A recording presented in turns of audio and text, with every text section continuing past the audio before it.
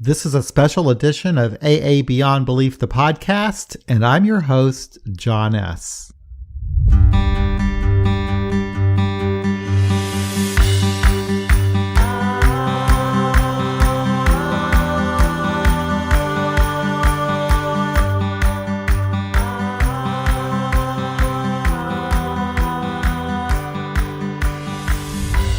Today I'll be speaking with Willow F. and Tom L. about the upcoming Widening the Gateway Conference to take place on March 31st, 2018 in Tacoma, Washington. Widening the Gateway is a conference of secular AA members from the Pacific Northwest and beyond. And hey Willow, hey Tom, how you doing? Great. Hi John, doing great. So this is actually the second annual Widening the Gateway Conference. Is that right? Well, it's the second one. We haven't quite been annual. Okay. We're sort of doing biannual. Gotcha. As happenstance. But Gotcha. Okay. For sure. Yep. And I think at your first one, is that when you went to that first one, is that when you first learned about secular AA, or you were just starting to learn about it? Yeah, pretty much for me. That's what I thought. And that was a pretty cool conference. You had Roger was over there, gave his talk. And you want to kind of talk about that experience and what that was like? Yeah, John, if I could take just a minute to introduce myself. Oh, yeah, Tom. Tom. Willow's really known on your website, I'm sure. But, yeah, I was involved and met Willow in something that wasn't an AA-related thing. It was called Atheists in Sobriety. Okay. And it was a meetup group. And we learned that we were all in this thing kind of struggling what to do. And that's when I decided that we needed to start up a group that would be a real AA group. And so that's the beginning of the many paths groups in Burien and some of the others around here. And so Willow and I have been together since that point, a little over 2 years now with that meeting. We have that particular meeting, the Many Pathways meeting here and paths meeting here in Burien on Sunday morning. Mm-hmm. And Wednesday evening, then we have some affiliated groups. We have an affiliated MA group also that came from that first meeting we had in April. So that's, I guess, enough about it. I've been sober almost 9 years and came into the traditional way, into the very traditional meetings, but realized at some point I had to have something different. And whether it was me that started that or somebody else was going to all my effort behind that. So you guys actually have a pretty good secular AA community up there, don't you?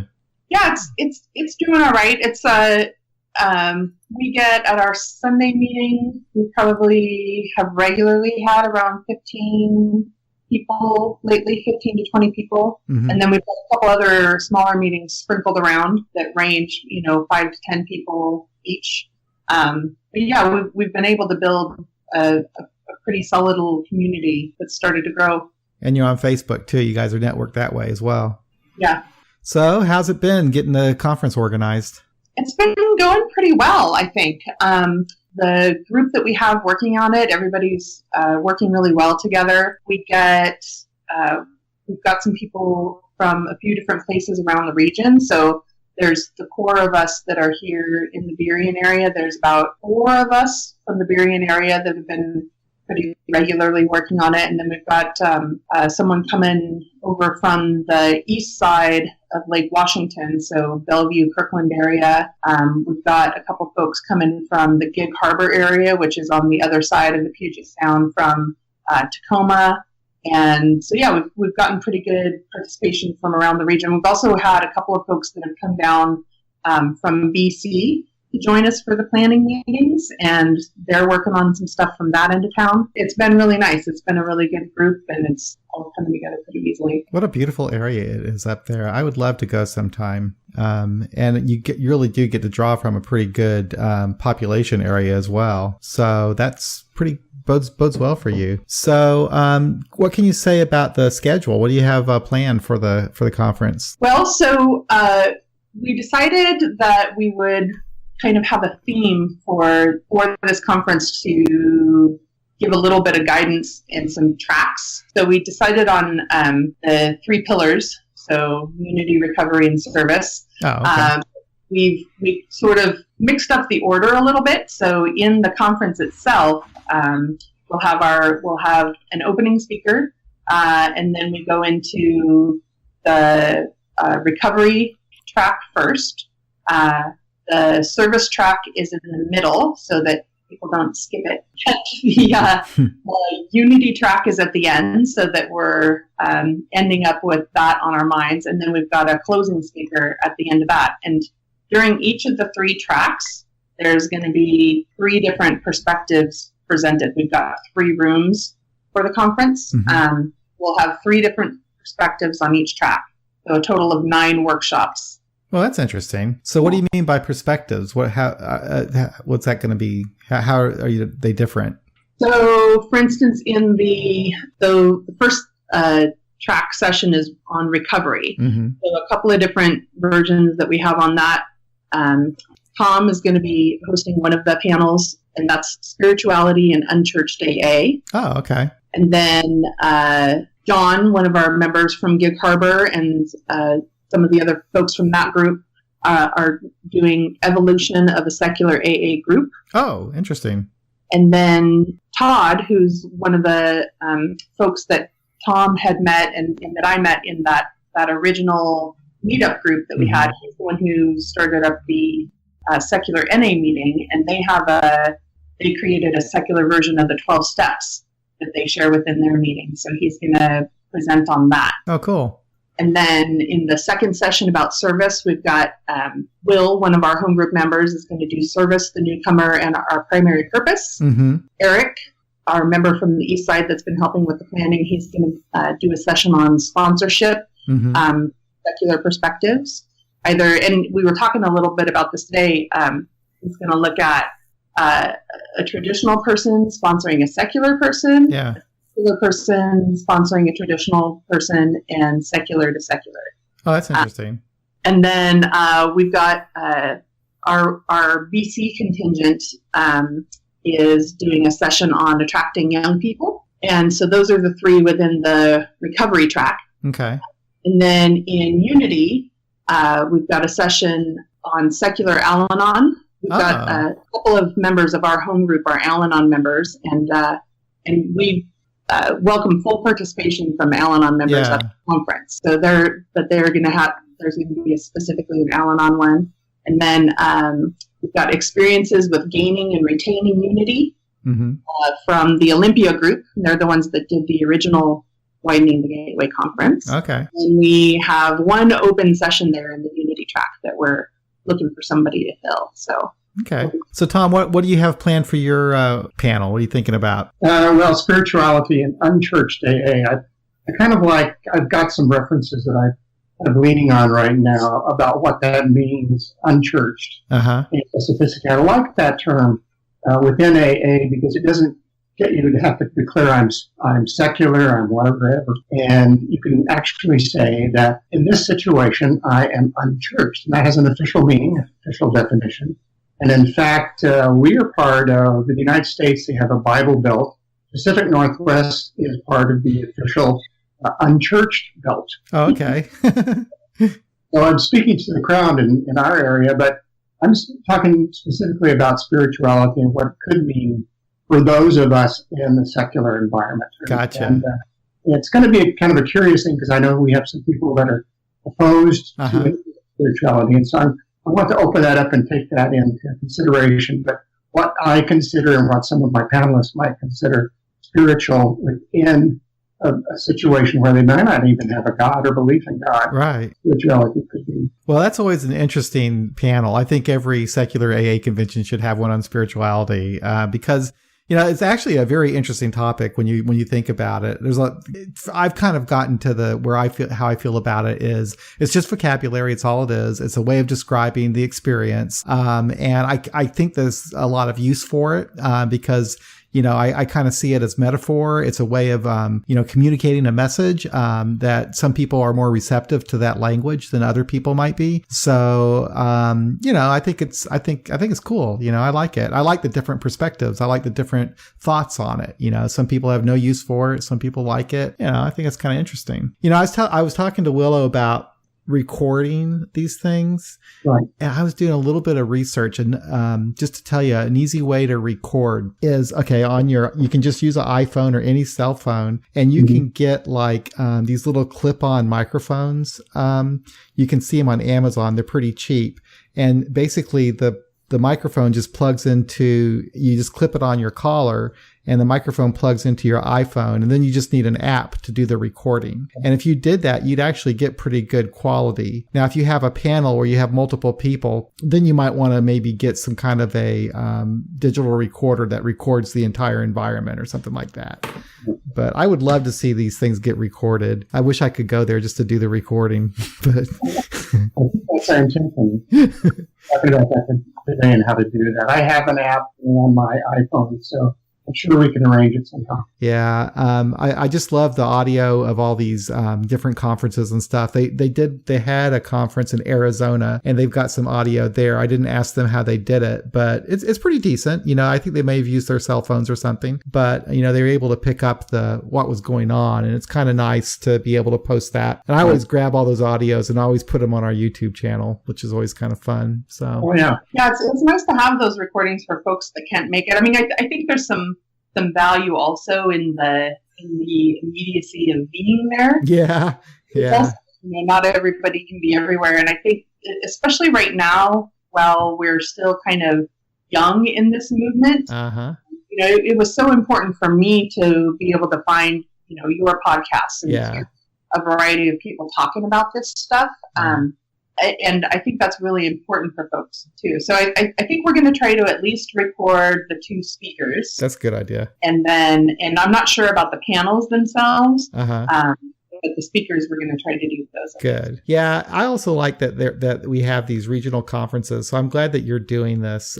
So we've got Toronto, Arizona, in the Pacific Northwest, I guess Tacoma, Olympia. So that's kind of nice. And I bet there'll be some others coming on. I kind of think that's the best way to do these things, because you can it's easier for people to get to these regional conferences than it would be to maybe travel some big long distance to go somewhere. Yeah, I'm a fan of both though. I really loved having an excuse to do some travel and get to Austin. I would really love to be able to get to Toronto. I don't think that I'm going to be able to make it this year just because I've got some other things going on. Yeah. But I love the idea of being able to travel for some of these as well. I personally hope that Hawaii will take off. Oh, that'd be cool. I've never been to Hawaii. I know there was at least one guy from Hawaii in Austin. So. Yeah, they should do one in New York too. I'd like to see one out in New York. That'd be fun to see some of the sites out there. Yeah, and it does look like we've got some folks coming to this one from New York, California, DC. So we're getting people from a few different places coming to ours, and I think that's nice as well to Oh yeah. Be able to come from a different area. Do one day at the conference and then explore the area. And your conference it's a 1 day deal, isn't it? Yep. And we're going to, so all the content is on Saturday, March 31st. Mm-hmm.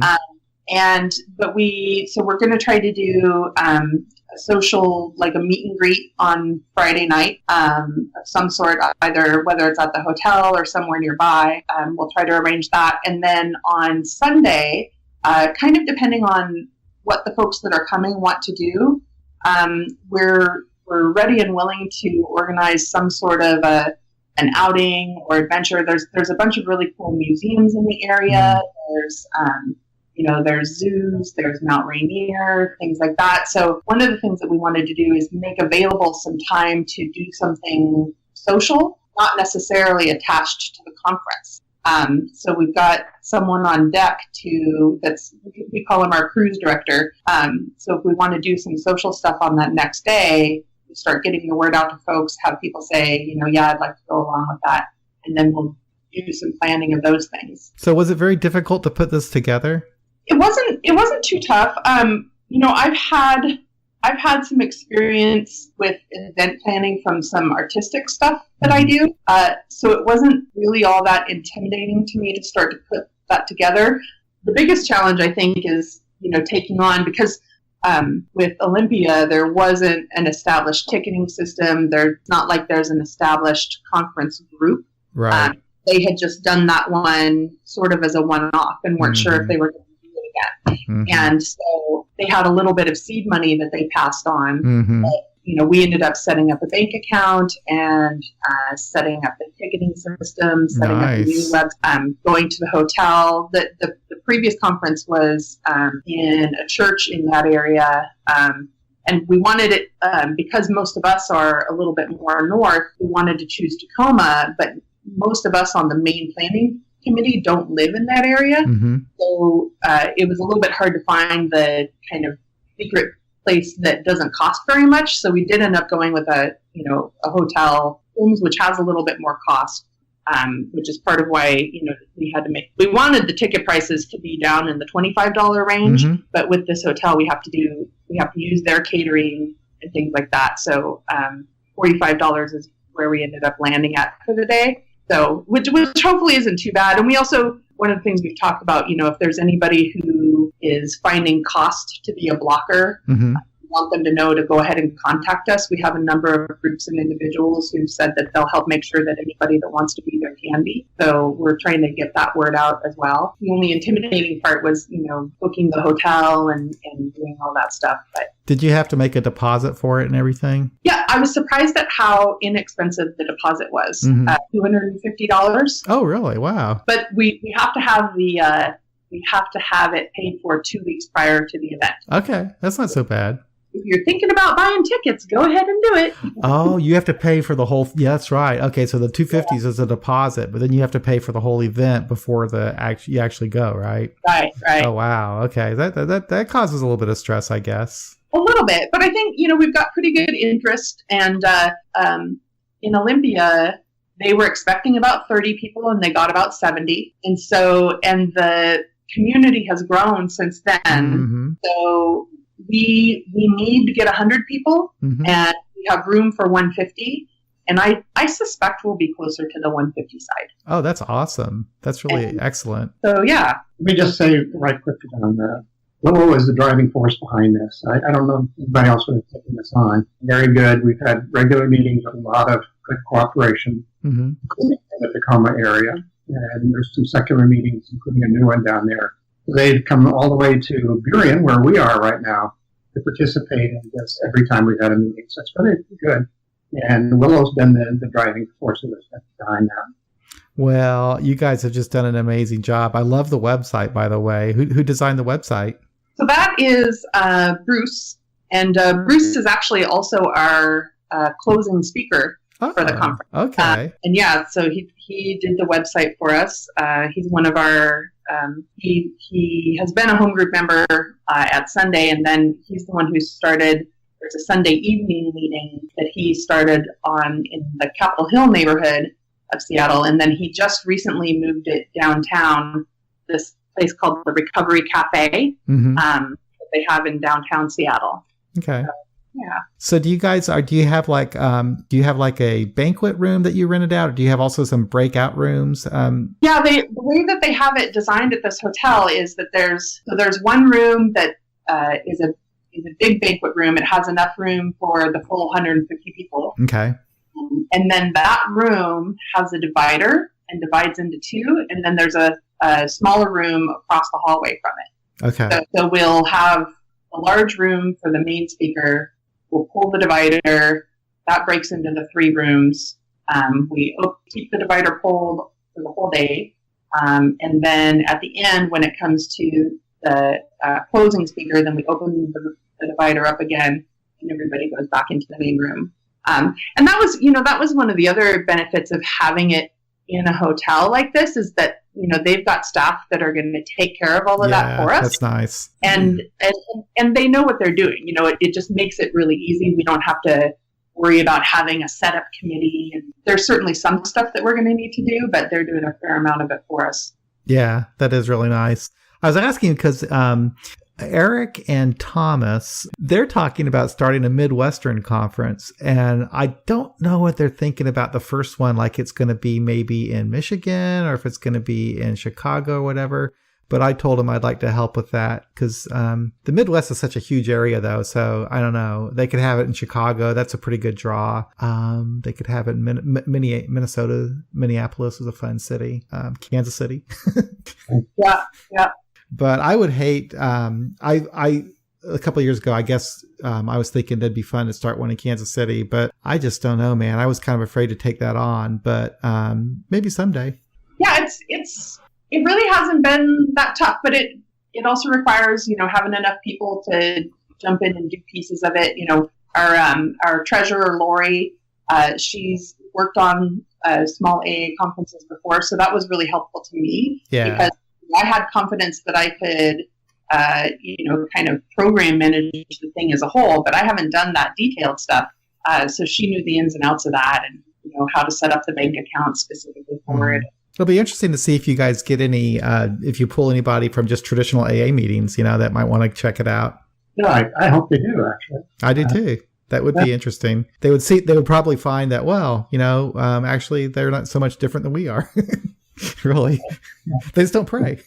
We're getting the word out too. That's one of the things that we've been focused on doing, with the planning group and with our other home group members is getting the word out, in our districts and stuff like that, getting the flyers out there and spreading the word a little bit. Yeah, I think that's really good.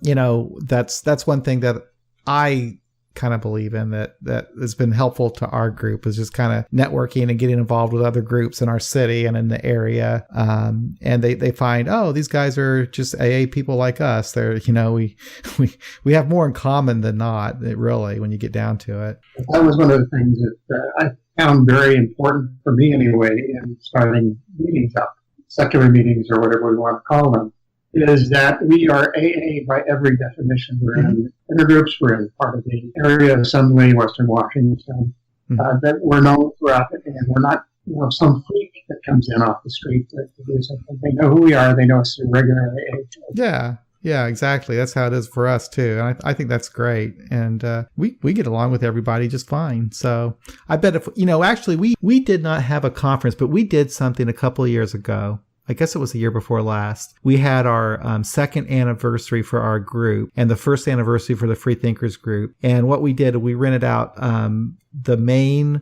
hall at our church and then another larger hall. So we had like 2 halls rented out. And then we invited Roger C down to speak. And that was kind of fun. I think we had less than 100, but I'd say that we had 60. I mean, it was maybe a little bit more than that. It was a pretty good crowd. And we actually did draw some people from some other groups and so forth. So that was kind of fun. And we might want to try to do that again sometime. That was pretty inexpensive just to do it in our church and then to invite somebody down to speak. It was kind of fun. And it's good to see people from other groups to show up. I wanted to mention, John, too, I wanted to talk a little bit, if we could, about our opening and closing speakers. Oh, yeah, please do. So I was trying to find, so our opening speaker is Ray B, and he is from BC, and he's actually on the National Recovery Advisory Committee. He's a clinical professor, and he's done some work particularly in addiction medicine. Oh, interesting. I actually am having trouble finding his bio right now. I wish I could track it down, but he was recommended by one of our other members.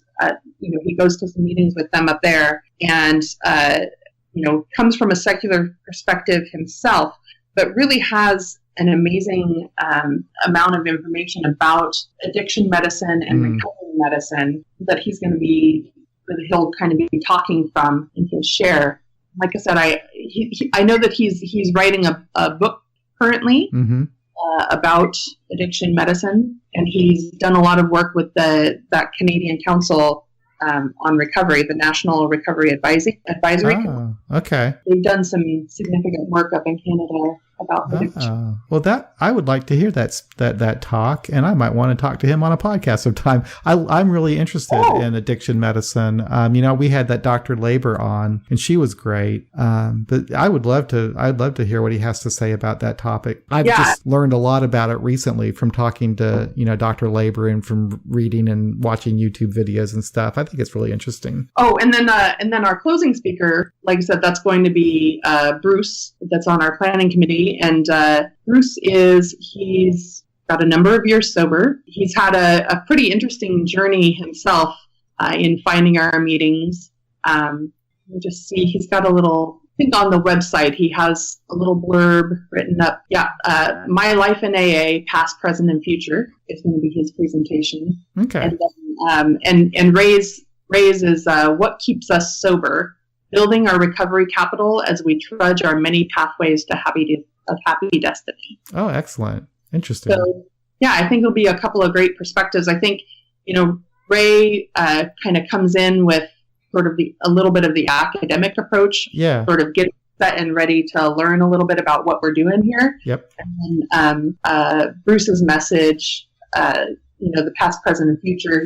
He's a really warm and pleasant guy, and really interested in making AA more comfortable and welcoming, no matter what your belief system. We'll wind up that unity side of the presentation real nicely. Cool. Sounds like a nice balance. You guys have a really nice organized plan for this thing.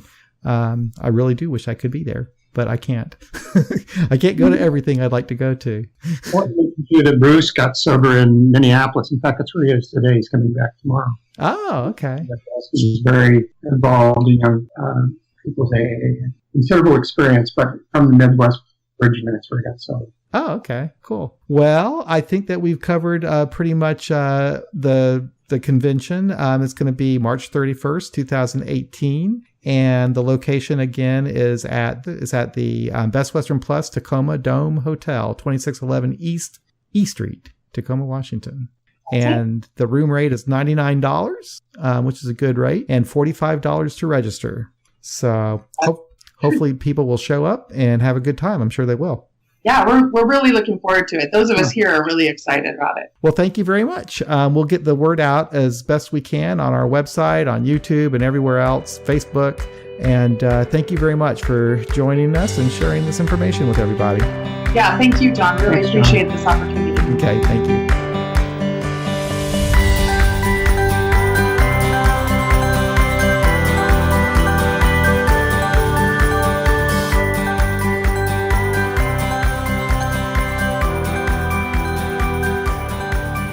Well, that's it for this special edition of AA Beyond Belief, the podcast. If you would like to register for the convention, please visit the website, widengate.com. That's WIDEN gate.com. Everything you need for the convention is right there to register. All right. Thanks again for listening, everybody. I'll touch base with you all real soon with another episode of AA Beyond Belief, the podcast.